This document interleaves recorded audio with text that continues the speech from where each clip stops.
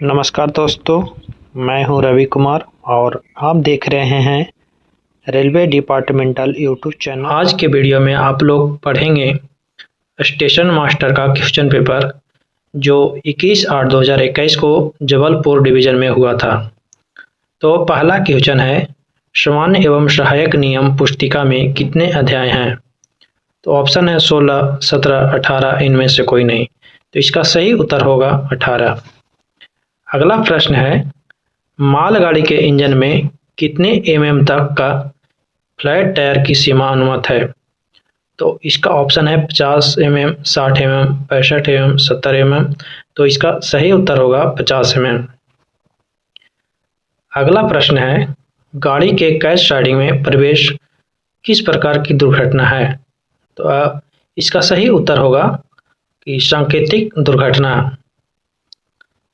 Cash siding में प्रवेश करना सांकेतिक दुर्घटना होता है। कैश साइडिंग में और स्लिप साइडिंग में भी सांकेतिक दुर्घटना होता है। अगला प्रश्न है, 8.5 में 1 कवर्ड स्विच वाले टर्न आउट से गुजरते समय अधिकतम गति होती है। तो उसका अधिकतम गति होता है 15 kmph। अगला प्रश्न है, स्वचल खंड में यदि ए मार्कर बुझा है तो सिग्नल माना जाएगा। तो स्वचल खंड है तो उसको हस्तचालित माना जाएगा।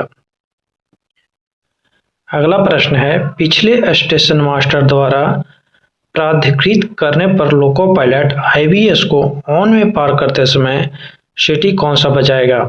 तो IBS को ऑन में पार करते समय छोटी लंबी छोटी सीटी बजाएगा।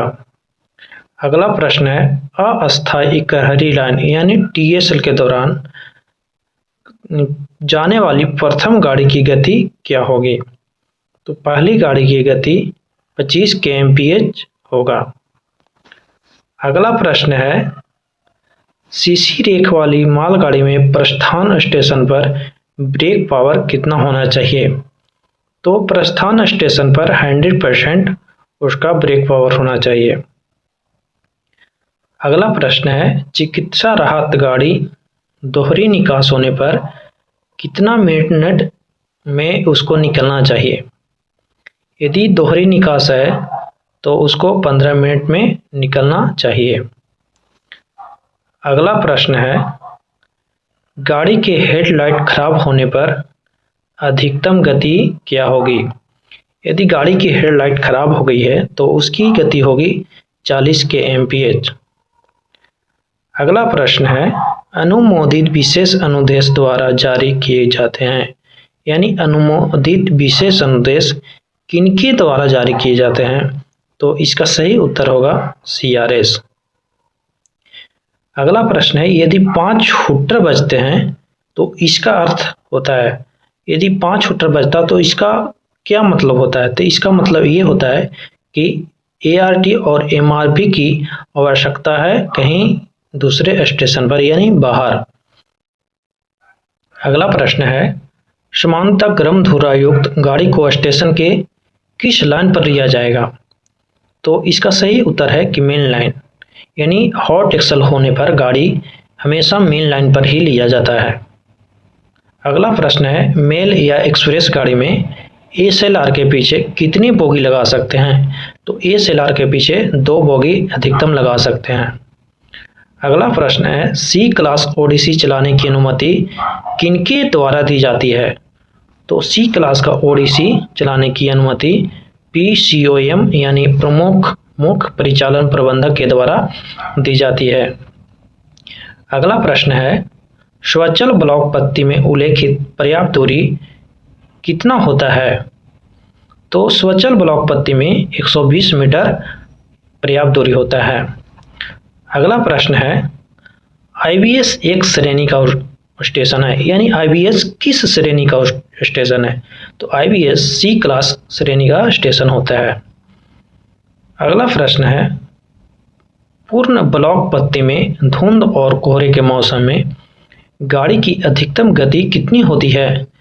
तो पूर्ण ब्लॉक पत्ती में यदि धुंध और कोहरे के मौसम है तो गाड़ी की अधिकतम गति 60 kmph होगा।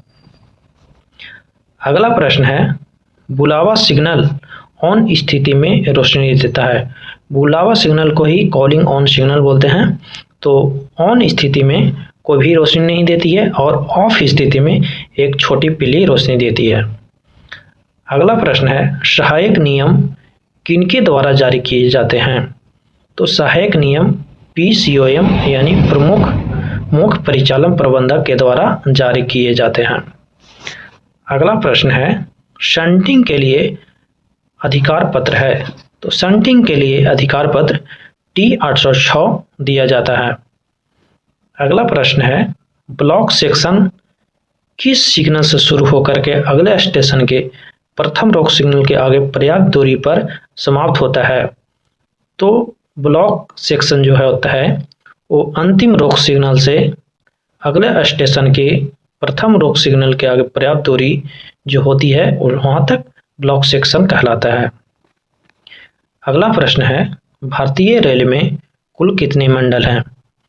तो भारतीय रेल में कुल 68 मंडल थे उस समय, जिस समय ये एग्जाम हुआ था तो उस समय 68 मंडल थे, लेकिन अभी 70 मंडल हो गए हैं। तो इसका भी वर्तमान में इसका सही उत्तर होगा 70। अगला प्रश्न है, CAT का पूर्ण रूप क्या है? तो CAT का पूर्ण रूप होता है सेंट्रल एडमिनिस्ट्रेटिव ट्रिब्यूनल। अगला प्रश्न है, RDSO कहाँ स्थित है? तो RDSO लखनऊ में स्थित है।